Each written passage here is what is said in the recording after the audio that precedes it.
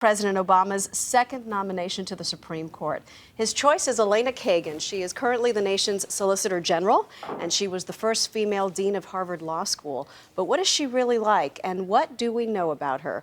These are questions a lot of Americans have, so we're going to put them to former New York Governor Eliot Spitzer, who's been friends with Miss Kagan since their days at Princeton more than 30 years ago. Sorry to date you like that. I was going to say, this is, you didn't need to be quite so clear how long ago this was, but that's all right. But the point is, you've known her a long time. Absolutely. Went to Princeton, went to Harvard. What can you tell us about her going way back? First, from the perspective of the public, she is unbelievably smart and thoughtful and careful.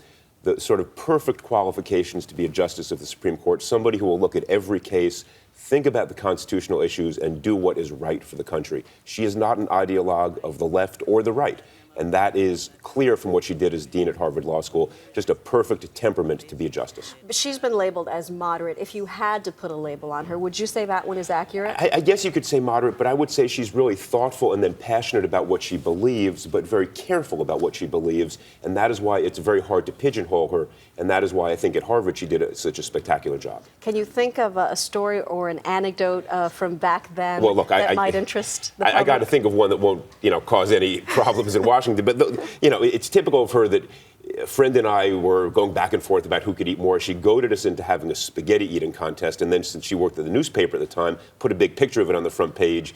The place we had the spaghetti eating contest went out of business 2 days later because of all we ate. So we felt guilty about that. But she was always the one sort of orchestrating things, getting other people to do things, smart, funny, witty, thoughtful, as clever as could be. Okay, so I'm trying to take something from that. Could it be that she's persuasive, can bring people together, which is what the president is hoping? Well, she will get the fifth vote.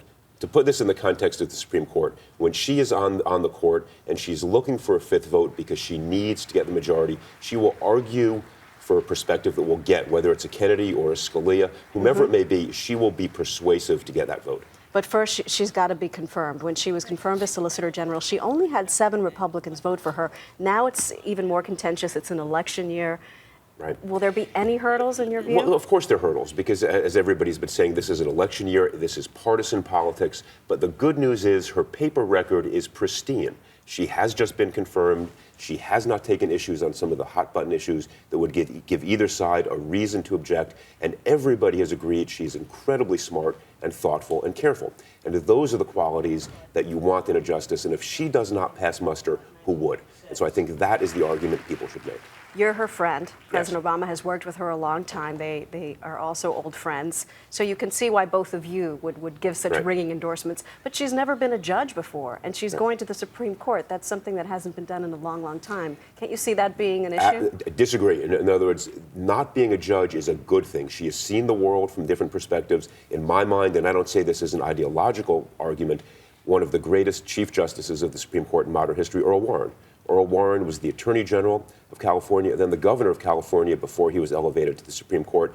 Experience as a judge or a justice is useful, but certainly not critical. What matters is life experience, intellect, and the temperament to be a judge and think through these issues the way she will. You've told us a lot about her professionally, but people will want to dig into her personal life a little bit. What can you tell us about her as a person that we might not know? When we go out to dinner and with friends, and look, there are a lot of us who've been friends for, as you've pointed out, over 30 years since college days. She's funny, she's witty, she enjoys having a good time, doesn't take herself too seriously, looks at the world and can laugh at it the right way and say, isn't it kind of amusing? There she was in the White House, the dean of Harvard Law School. Now she'll be, we hope, a justice of the Supreme Court. Somebody who is good-humored, always upbeat, looks at hard problems, knows how to figure them out.